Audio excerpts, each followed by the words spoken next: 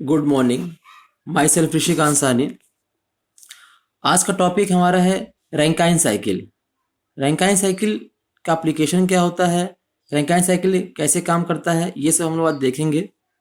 Okay, तो start करते हैं हम लोग रैंकाइन साइकिल से। आप लोग को शायद पता होगा कि स्टीम टरबाइन कैसे काम करता है। आपको मैंने बता रखा है स्टीम टरबाइन किस प्रिंसिपल पर काम करता है।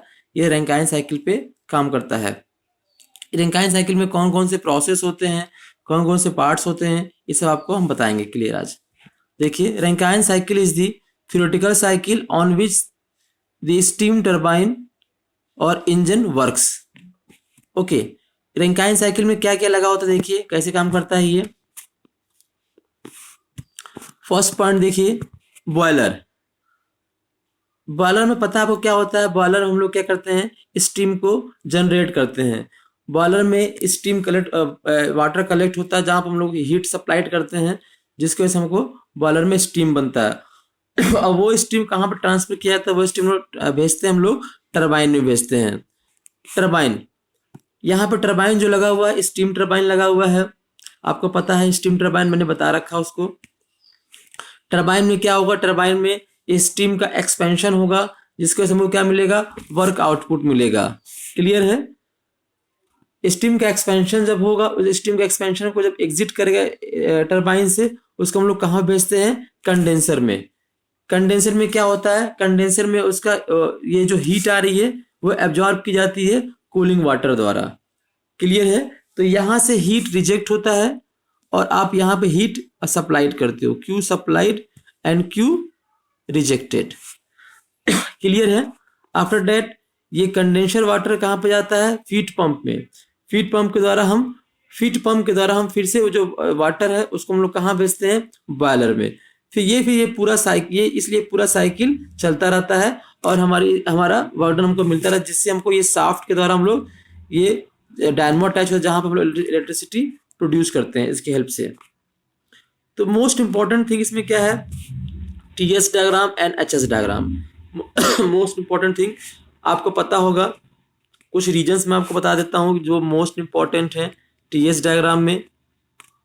क्लियर है, ठीक है।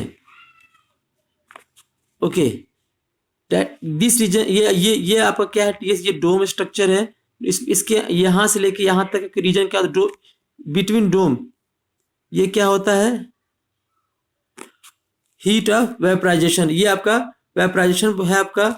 ये क्या है, सुपर हीटेड रीजन और ये सब कूल्ड रीजन। क्लियर है। यहाँ पे ये यहाँ पे ड्राइनेस फ्रैक्शन की वैल्यू x इक्वल टू 0, यहाँ पर ड्राइनेस फ्रैक्शन की value x equal to 1। Okay, तो देखिए टीएस डायग्राम को मैं समझाता हूँ, मैं केवल अभी आइडियल प्रोसेस बताता हूँ। क्लियर है। यहाँ पे देखिए, बॉयलर में स्टीम बना, वो कहाँ पे गया, टरबाइन में। क्लियर है। टरबाइन में स्टीम का एक्सपेंशन हुआ, तो यहाँ पे अगर 1 से 2 प्रोसेस देखा जाए, 1 से 2, ये 1 पॉइंट कहाँ पे है, ड्राई सैचुरेटेड रीजन। मतलब आप डोम लाइन के ऊपर कहीं पे भी रहेंगे, तो एक्स इक्वल टू क्या होगा, 1। इसको हम लोग बोलते हैं ड्राई सैचुरेटेड रीजन। यहां से स्टीम क्या हुआ, 1 से 2 क्या है, isentropic expansion, that is called isentropic expansion. Clear है। 1 डैश टू 2 डैश क्या है, 1 डैश क्या शो कर रहा है, सुपर हीटेड रीजन से वो एंटर किया है स्टीम में और वो इसका एक्सपेंशन हुआ, और 2 डबल डैश पे ये एग्जिट हुआ है। क्लियर है। 1 डैश 2 डैश क्या है, 1 डैश ये वेट रीजन में एंटर किया है और 2 डैश पे ये एग्जिट किया है। बट मोस्ट जो प्रेफर करते हैं वो सुपर हीटेड जोन प्रेफर करते हैं, जिससे एडवांटेज क्या होता है, अगर सुपर हीटेड स्टीम भेजते हैं तो इसका एडवांटेज ये होता है कि जो एग्जिट होगा यहाँ पे ड्राइनेस फ्रैक्शन क्या हो जाएगा, अप्रोक्सीमेट 1। क्लियर है। इससे प्रॉब्लम क्या हो, इससे हमें कोई प्रॉब्लम क्या होगा, एडवांटेज क्या होगा, इससे एडवांटेज ये होगा, जो हमारा स्टीम कंडेंस होगा वो इसकी ड्राइनेस फ्रैक्शन क्या वैल्यू क्या रहेगी, मैक्सिमम रहेगी। क्लियर है। ओके, 2 डैश से 3 क्या है, अब यहाँ आप अभी आप 1 से 2 आपने देखा, 1 से 2 डस क्या है, आइसेंट्रोपिक एक्सपेंशन। 2 डस से सॉरी 2 से 2 to 3 क्या है आपका, 2 to 3 क्या है, constant pressure heat rejection process in condenser, constant pressure heat rejection process in condenser. ये जो लाइन है 2 से 3 ये क्या है, कांस्टेंट प्रेशर लाइन है जहां पे हीट रिजेक्ट हो रहा है, ठीक है। 3 to 4 क्या है, 3 to 4 क्या है, ये फीड पंप के द्वारा वाटर हम लोग क्या कर रहे हैं, फिर से बॉयलर में भेज रहे हैं। क्लियर है। 3 to 4 पंप वर्क, इसको हम लोग बोलेंगे पंप वर्क। 4 to 1 क्या है, 4 to 1 क्या है, 4 to 1 क्या है, हीट सप्लाइड। यहाँ देखिए 4 to 1 क्या है आपका, heat supplied, constant pressure heat supplied किया जा रहा है बॉयलर में, कांस्टेंट प्रेशर हीट सप्लाइड हो रहा है बॉयलर में। सिमिलरली आप एचएस डायग्राम भी देख सकते हैं, देख सकते हैं। यहाँ पे ये जो लाइन है ये क्या है, कांस्टेंट प्रेशर लाइन है। ये आपका क्या है, ये डोम स्ट्रक्चर बनाया गया आपका 1 to 2, 2 से 3, 3 से 4 एंड 4 to 1। ओके, अब मोस्ट इंपॉर्टेंट मैं आपको बताता हूं इसमें वर्क डन कैसे निकालते हैं। वर्क डन, अगर मैं टरबाइन वर्क की बात करूं, टरबाइन वर्क, तो टरबाइन वर्क में आप देखिए, आप एचएस डायग्राम में भी दे सकते हैं और टीएस डायग्राम में दे सकते हैं। तो टरबाइन वर्क क्या हो जाएगा हमारा, H1 minus H2, H1 minus H2। आप यहाँ पे H1 की वैल्यू निकालेंगे इस कांस्टेंट प्रेशर पे, और यहाँ पे आप H2 की वैल्यू निकालेंगे। H1 माइनस H2 क्या आ जाएगा, टरबाइन वर्क आ जाएगा। क्लियर है।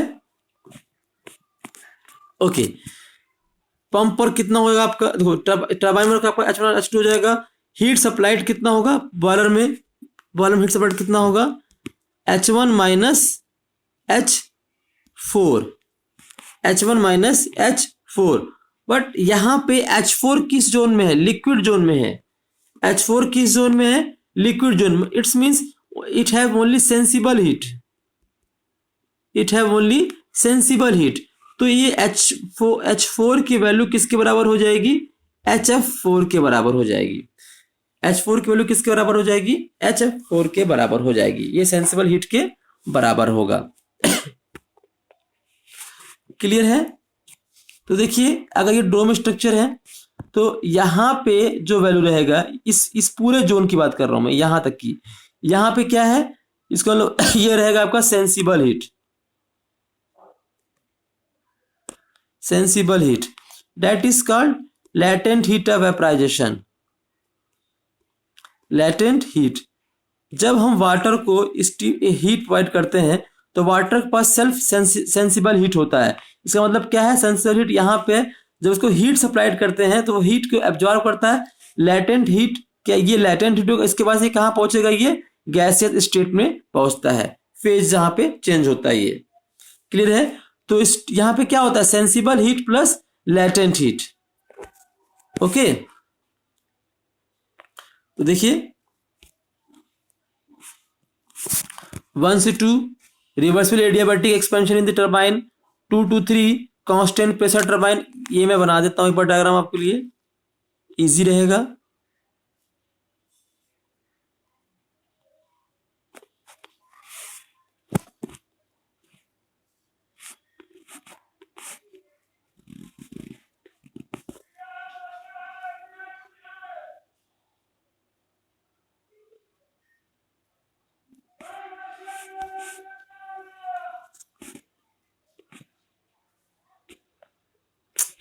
ठीक है, उसका देखिए 3 से 4 क्या है, adiabatic pumping process in the feed pump.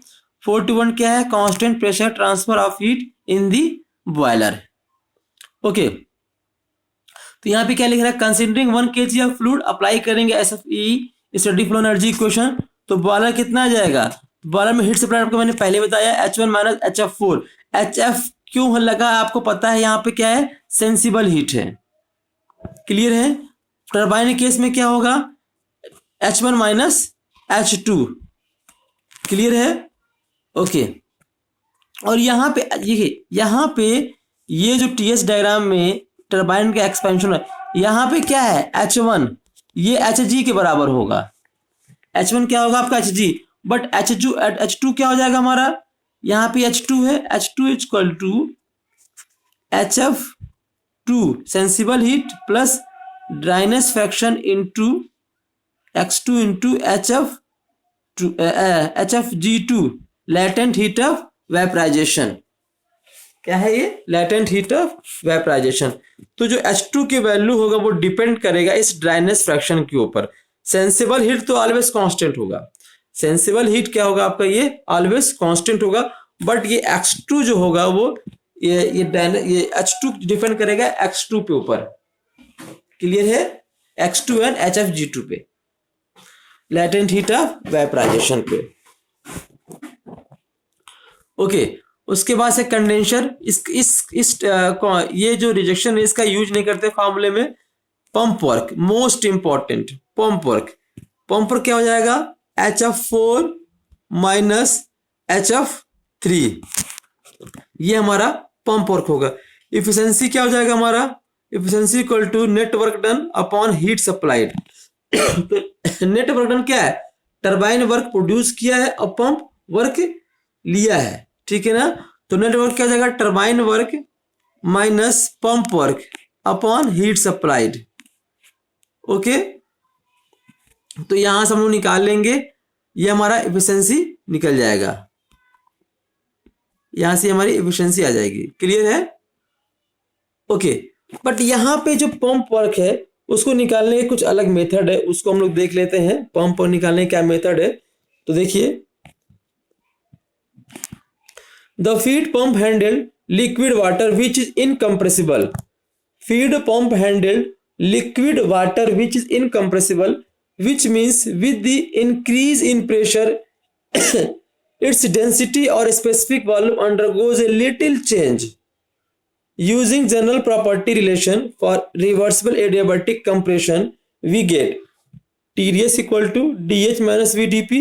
Entropy क्या है यहाँ पे? कांस्टेंट है, तो dH इक्वल टू क्या जाएगा? VdP।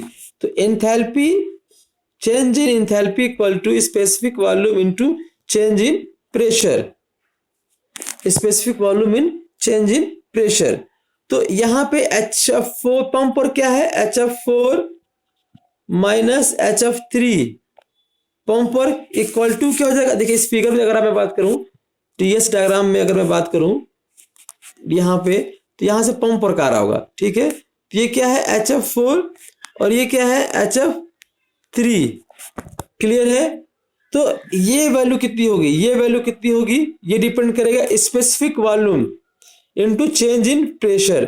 स्पेसिफिक वॉल्यूम कितना हो जाएगा? यहाँ पे स्पेसिफिक वॉल्यूम कितना है? V3। चेंज इन प्रेशर कितना है? ये एक प्रेशर लाइन है, एक ये प्रेशर लाइन है, ठीक है। तो यहाँ पे कितना है? P1 minus P2। Okay, P1 minus P2। तो यहां से देखिए HF4 equal to HF3 plus V3 P1 minus P2। Okay, where P in bar, ये याद रखिएगा, P आप किस में है? बार में है। 1 bar equal to how much? 10⁵ pascal bar में है। और स्पेसिफिक वॉल्यूम किस में है? मीटर क्यूब पर केजी। तो आपको बार को कन्वर्ट करना होगा, तो 1 बार इक्वल टू कितना होता है हमारा? 1 bar equal to 10⁵ pascal. Okay, 10⁵ pascal, इसको आप कन्वर्ट करेंगे। ओके, कन्वर्ट करेंगे तो कितना हो जाएगा? HF4 minus HF3 equal to कितना आ जाएगा हमारा? V3 P1 minus P2 into 10⁵ joule पर केजी। क्लियर है? किलो जूल आ जाएगा तो 10⁻³ हो जाएगा। ओके, यहां से हम लोग एफिशिएंसी हम लोग निकाल लेंगे। चलिए ठीक है।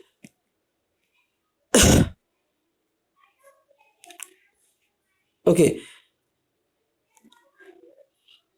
अब आगे देखिए, the feed pump terms HF4 minus HF3। यहां पे देखिए, the feed pump terms HF4 minus HF3 being small quantity in comparison with turbine work. WT usually neglected, especially when the boiler pressure are low. Question में दिया रहेगा कि pump work neglected, तो efficiency क्या आ जाएगा हमारा, turbine work upon heat supplied. Okay, pump work हम लोग निगलेक्ट कर दें क्योंकि pump work as compare to turbine बहुत कम होता है। ओके, हम लोग एक क्वेश्चन देखते हैं रैंकाइन साइकिल के ऊपर। क्लियर है? देखिए, in a steam turbine steam at 20 bar, pressure दे रखा है 20 bar and 360 degree centigrade is expanded to 0.08 bar. तो यहां पे क्या दे रखा है, यहां पे दो डाटा दिया है एक साथ, ठीक है। जब 20 बार एंड 360 डिग्री सेंटीग्रेड, तो ये दो डाटा एक साथ दिया है। ये जान लीजिए आप लोग ये किस जोन में है, ये आपका सुपर हीटेड जोन में है। Superheated zone, superheated zone में हमको दो डाटा रिक्वायर्ड होता है, pressure as well as temperature.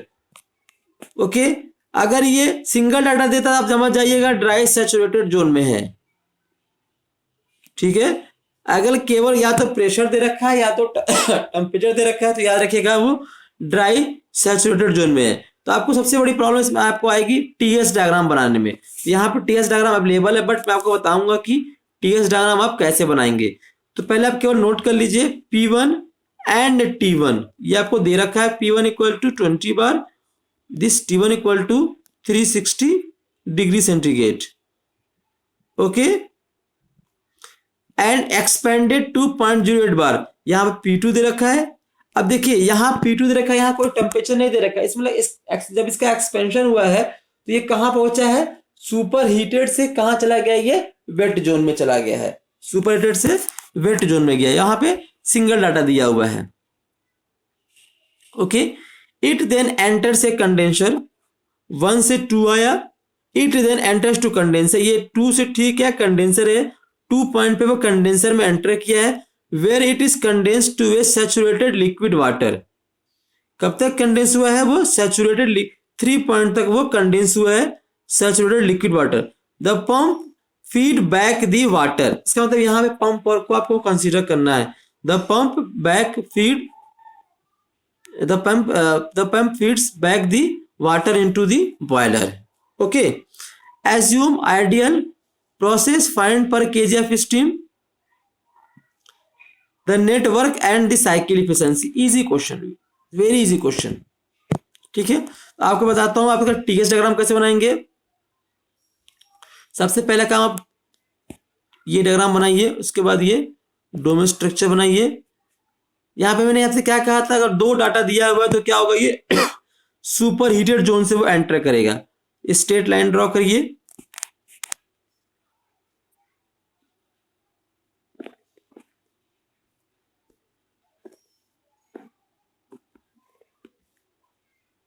ये ऐसे मान लीजिए, ठीक है। उसके बाद से ये हो गया 1, ये 2, उसके बाद से ये 2 पॉइंट पे कंडेंसर पे एंटर कर रहा है, जो 2 पॉइंट पे कंडेंसर एंटर कर रहा है तो ये होगा 2 2 3, क्लियर है। और 3 पॉइंट से वो क्या कर पंप वर्क दे रहा है हम लोग उसको, ये हो गया आपका पंप वर्क 3 2 4। उसके बाद से क्या है, ये कांस्टेंट प्रेशर लाइन है, क्लियर है। 1 2 3 4। अब आपको पता है यहां पे जो दे रखा है H1, सबसे पहला काम क्या करेंगे हम लोग, H1 निकालेंगे। आपके पास स्टीम टेबल होगा, स्टीम टेबल में देखिए 3 टेबल होता है स्टीम टेबल में। स्टीम टेबल में होता है एक प्रेशर टेबल होता है, एक टेम्परेचर टेबल होता है और एक सुपर हीटेड टेबल होता है। सुपर हीटेड टेबल में एंट्रोपिक डाटा अलग दिया होता है, एंथैल्पिक डाटा अलग दिया होता है। तो हम लोग सुपर हीटेड टेबल में एंथैल्पी को देखेंगे एंथैल्पी के डाटा को हम लोग देखेंगे, क्लियर है। तो देखिए H1 की वैल्यू आप कैसे निकालेंगे, आप देखेंगे P1 एंड T1। देखिए ये यहाँ पे दिया होगा प्रेशर और यहाँ पे दिया होगा टेम्परेचर। तो P1 आप देखेंगे 20 बार एंड 360 डिग्री सेंटीग्रेड। इस लाइन को उधर लाएंगे, इस लाइन को नीचे लाएंगे, जहां पे मर्ज करेगा इसको हम डाटा को ये ले लेंगे, हम लोग H1 की वैल्यू को ले लेंगे। क्लियर है? सुपर हीटेड टेबल खोलिएगा स्टीम टेबल में, उसमें देखिए नीचे की तरफ जो आ रहा होगा प्रेशर लाइन होगा ये वाला इस टाइप से, और हॉरिजॉन्टल जो लाइन जा रहा होगा ये टेम्परेचर दिखा रहा होगा। तो किस टेम्परेचर पे कितने प्रेशर पे आपका एंथैल्पी है उसके लिए ये हम लोग कब देखते हैं, ये हम लोग सुपर हीटेड टेबल में देखते हैं। क्लियर है? ओके, तो यहां से देखिए H1 की वैल्यू आप निकाल लेंगे।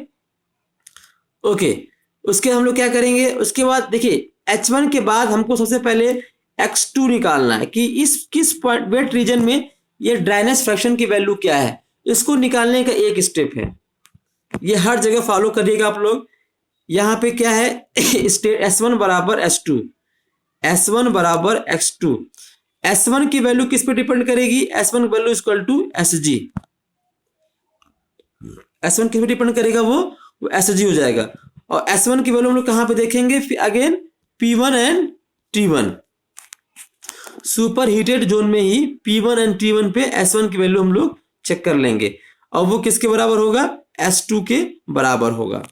ठीक है, और S2 बराबर क्या होगा हमारा, S2 बराबर SF2 प्लस X2 SFG2। ठीक है, ये जो मैं अप्लाई कर रहा हूं एंट्रोपी इक्वेशन, ये केवल और केवल इस ड्राइनेस फ्रैक्शन को निकालने के लिए। और S2 बराबर क्या है आप निकाल चुके हो, S1 की वैल्यू पुट करिएगा। SF2 और SFG2 ये किस पे डिपेंड करेगा, ये प्रेशर पे डिपेंड करेगा। यहाँ प्रेशर इस किस प्रेशर लाइन पे है, ये 0.08 बार पे है, किससे पे है 0.08 बार पे है। SFG2 किस पे है 0.08 बार पे। तो हम लोग प्रेशर टेबल में जाएंगे और वहां पे इस एंट्रोपी को, सेंसिबल हीट को और लेटेंट हीट को हम लोग देखेंगे। यहां से इस प्रेशर लाइन को हम लोग चेक करेंगे 0.008 बार पे, तो यहाँ प्रेशर लाइन दिया होगा और इधर एंथैल्पी दिया, एंट्रोपी दिया होगा। तो यहाँ से 0.008 बार पे हम लोग एक बार SF देख लेंगे और एक बार SFG2 देख लेंगे। ओके, उसके बाद हम लोग यहाँ से X की वैल्यू निकालेंगे, X2 की वैल्यू निकालेंगे। ओके, उसके बाद हम लोग क्या करेंगे, H2 निकालेंगे। H2 बराबर HF plus X2 HFG2। Again देखिए जो 2 पॉइंट है वो कितने प्रेशर पे है, 0.08 बार पे। तो जितना भी 2 पॉइंट रहेगा वो हम लोग किस पे देखेंगे, 0.08 बार पे हम लोग वो लाइन देखा जाएगा, देखेंगे। क्लियर है? तो देखिए S2 निकाला है, HF प्लस X2 HFG2, और X2 निकालने के लिए उसने क्या किया था, S1 बराबर S2 किया था, जो मैंने आपको बताया। यही आप लोग अप्लाई करिएगा S1 बराबर S2 पे। ओके, उसका टरबाइन वर्क क्या हो जाएगा हमारा, turbine work network turbine work minus pump work. तो अभी तो आपने निकाल लिया, अभी तो आपने टरबाइन वर्क निकाले, बट पंप वर्क आपने नहीं निकाला है। तो देखिए पंप वर्क निकालने का मैं तरीका बताता हूं आपको। ये जो HF3 पता है, HF3 किस लाइन पे है, देखिए यहाँ दो ही प्रेशर होगा, एक हायर प्रेशर एक लोअर प्रेशर। एग्जाम में दिया होगा, क्वेश्चन में हायर प्रेशर दिया होगा, एक लोअर प्रेशर। जो हायर प्रेशर होगा वो बॉयलर के लिए रहेगा, और जो लोअर प्रेशर रहेगा वो कंडेंसर के लिए रहेगा। ठीक है, तो जो पॉइंट यहाँ पे है, ये 3, 2, 3, ये सब क्या है, लोअर प्रेशर पे है। तो लोअर प्रेशर में जो देखेंगे HF3 वाला सेंसिबल हीट, अगेन हम लोग 0.08 बार पे हम लोग सेंसिबल हीट देखेंगे, जो कि हम लोग एक बार देख चुके हैं, उसको हम लोग निकाल चुके हैं। ठीक है ना, और ये सेंसिबल हीट, ये याद रखिएगा, ये सेंसिबल हीट इक्वल टू क्या होगा, HF2 के बराबर होगा। तो अगर आपने एक बार डाटा निकाल लिया है तो आप बार बार डाटा नहीं निकालेंगे आप। तो याद रखिए यहां पे जो 2 है वो क्या होता है, HF2। देखिए मैं फिर से बताता हूं मैं आपको, यहां पे जो 2 है वो किसके बराबर होगा, HF2 प्लस X2 HFG2। ठीक है, उसके बाद यहां पे जो होगा H3, तो यहां पे क्या होगा, H3 इक्वल टू HF3, और ये किसके बराबर होगा, वो होगा HF2 के बराबर होगा, क्योंकि इस कांस्टेंट प्रेशर लाइन पे सेंसिबल हीट क्या रहेगा, कांस्टेंट होगा। तो ये याद रखिएगा आप लोग। ठीक है, तो हम लोग यहां से निकाल लेंगे। अब देखिए पंप पर निकालना को, तो आपने HF3 निकाल लिया है, तो HF4 कैसे निकालेंगे आपको पता होगा। देखिए हम लोग फिर इस कांस्टेंट प्रेशर लाइन पे, लो प्रेशर पे हम लोग V3 भी निकालेंगे, स्पेसिफिक वॉल्यूम की वैल्यू भी निकालेंगे, ठीक है ना।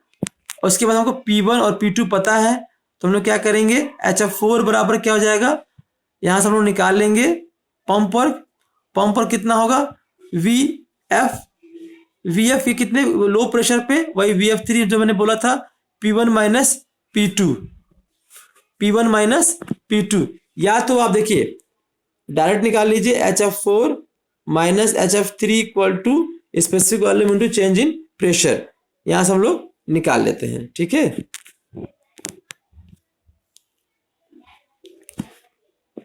उसके बाद यहां से हम लोग पुट कर देंगे वैल्यू, और यहां से इफिशिएंसी हम लोग निकाल लेंगे। क्लियर है, चलिए ठीक है, ओके ठीक है। तो रैंकाइन साइकिल मैंने आपको बता दिया है, इस पर आप लोग प्रैक्टिस करिए क्वेश्चन का, और कोई प्रॉब्लम हो तो हमसे मैसेज करिएगा। Thank you very much.